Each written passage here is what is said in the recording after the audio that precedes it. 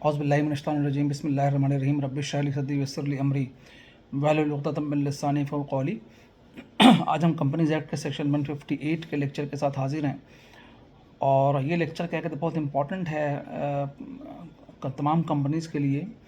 जो कि अंदर द कंपनीज़ एक्ट गवर्न होती हैं, यानी कि प्राइवेट लिमिटेड कंपनी हो, चाहे पब्लिक लिमिटेड कंपनी हो, चाहे लिस्टेड हो, अनलिस्टेड हो, तमाम कंपनीज़ के लिए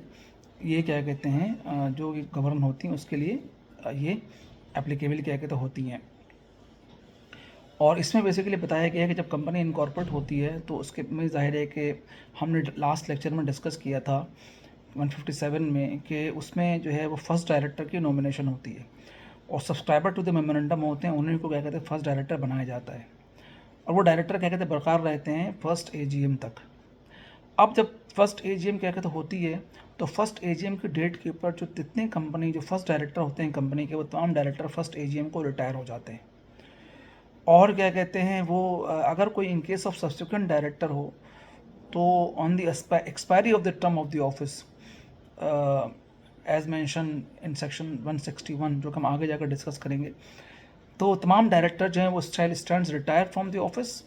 एंड द डायरेक्टर्स तो retiring shall continue to perform their function until their successor are elected. यानी ज़ाहिर है इलेक्शन का प्रोसेस होना है और डायरेक्टर्स क्या कहते हैं ज़ाहिर है इलेक्शन होगा, कंसर्न डायरेक्टर्स डायरेक्टर आएगा,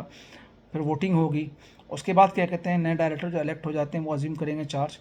तो फर्स्ट एजीएम पे तमाम डायरेक्टर जो फर्स्ट डायरेक्टर होंगे वो रिटायर हो जाएंगे, लेकिन उस वक्त तक काम करते रहेंगे जब तक कि जो डायरेक्टर इलेक्ट हुए हैं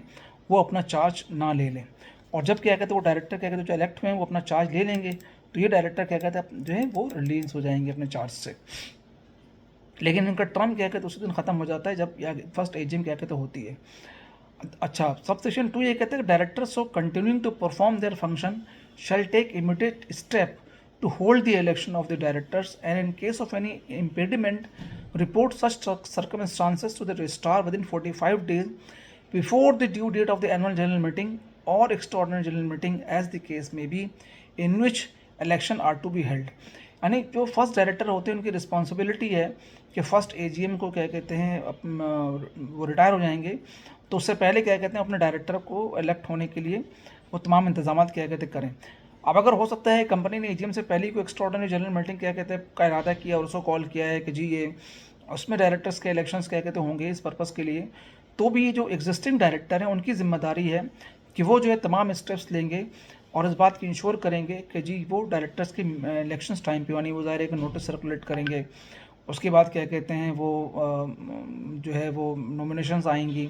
उसको स्क्रूटनाइज करना, उसके बाद क्या कहते हैं जी फाइनल लिस्ट टू कंसर्न जो एलिजिबल हो फॉर इलेक्शंस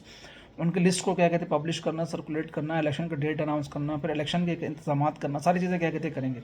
अगर वो समझते हैं कि इसमें कोई इम्पेडिमेंट है, कोई रुकावट आ रही है या कहीं से कोई मसले मसाइल हैं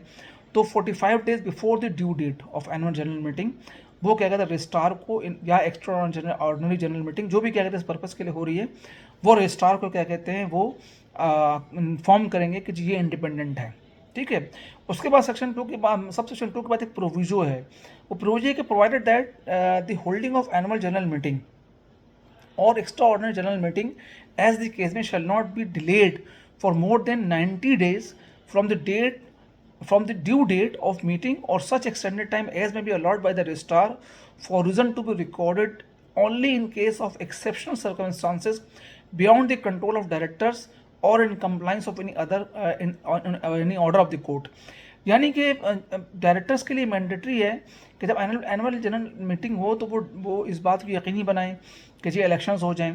और अगर कोई इम्पेडिमेंट होगा हम देख चुके हैं तो वो 45 days before the date of the annual general meeting और एक्स्ट्रा ऑर्डिनरी जनरल मीटिंग वो रजिस्ट्रार को इन्फॉर्म करेंगे। अब यहाँ प्रोविजो ये है कि जो किसी भी हाल के अंदर जो इलेक्शन है वो 90 दिन से ज़्यादा डिले नहीं हो सकता है या और वो 90 दिन भी ज़ाहिर है कि रजिस्ट्रार ने इसकी क्या कहते हैं परमिशन दी होगी या कोई ऐसे सर्कमस्टांसेस आ जाता है कि जिसकी वजह से क्या कहते हैं वो मीटिंग 90 डेज में नहीं हो सके कि कोर्ट का कोई मैटर आ जाए या कोई डिस्प्यूट क्या कहते हैं पैदा हो जाए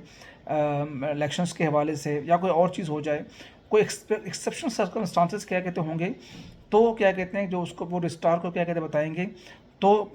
और वो भी ज़्यादातर ये होता है कि जो कोर्ट की कंप्लाइंस में, क्योंकि अगर आपके पता लगा जी 90 डेज़ में आपने इलेक्शन शेड्यूल किए हुए थे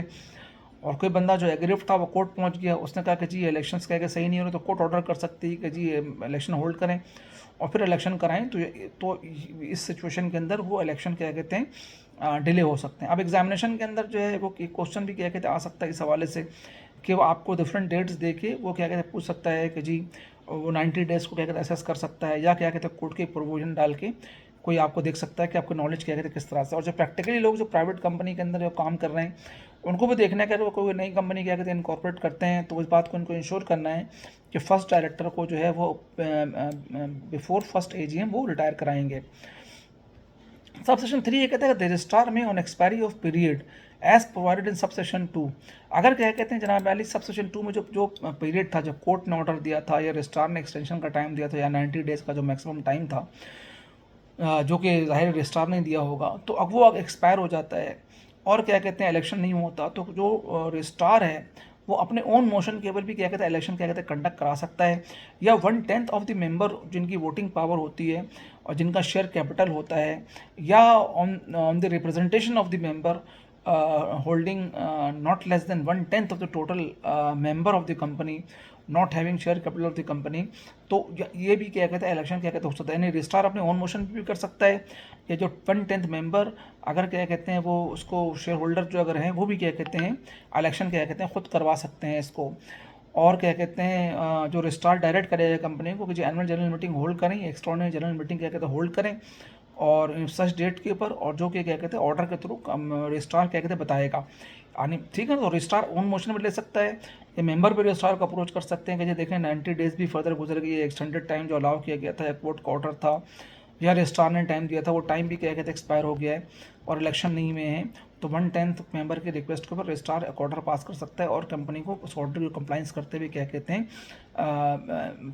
वो अपनी एजीएम या एक्स्ट्राऑर्डिनरी जनरल मीटिंग क्या कहते हैं करनी पड़ेगी। और जो भी ऑफिसर सबसेक्शन 4 कहता है कि any officer of the company और any other person who fails to comply with the direction given under subsection 3, यानी कमीशन क्या कहते हैं को डायरेक्शन देता है या कोर्ट को डायरेक्शन देता है, तो shall be guilty of an offence and liable to a fine of level 2 of the standard scale. जैसा कि आपको पता है कि जो कंपनीज एक्ट है उसमें 3 लेवल की पेनल्टीज डिफाइंड है, लेवल 1, लेवल 2 और लेवल 3। तो यहाँ पे अगर किसी भी ऑफिसर ने कंपनी की क्या कहते हैं कंप्लाइंस नॉन कंप्लाइंस की है तो प्रोसीडिंग चलेगी उसके खिलाफ, और उसके बाद क्या कहते हैं उसको जो है